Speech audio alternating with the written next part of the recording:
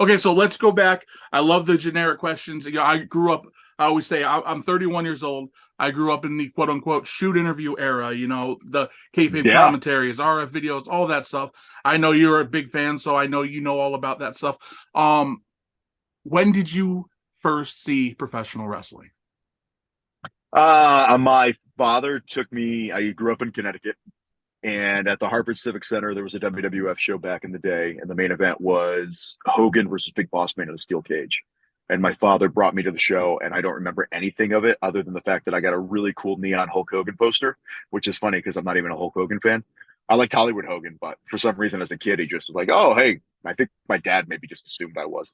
Um, and then, of course, as I got older, I fell out of professional wrestling and I ended up discovering it again on a Saturday morning. My cousin, who's 4 years older than me, uh, JJ, he was super into wrestling. And I remember turning on Superstars on the TV, and it was when Barry Horowitz won his first match ever.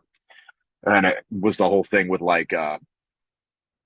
the body Donnas and Hakushi, if I remember properly.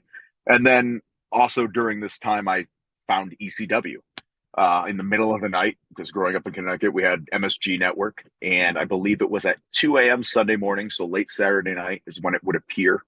And I also remember seeing another memory. My time frames, the older you get, time frames kind of blur. But the first ECW thing I remember seeing was Rey Mysterio Jr. and I think it was Juventud. Could have been Psychosis, but I think it was Ray and Hoovy. It was a Mexican death match, and they were wrestling all throughout the arena. And outside, somebody did a hurricanrana in snow off of the hood of a car. And I was like, what am I watching? This is Wow. amazing.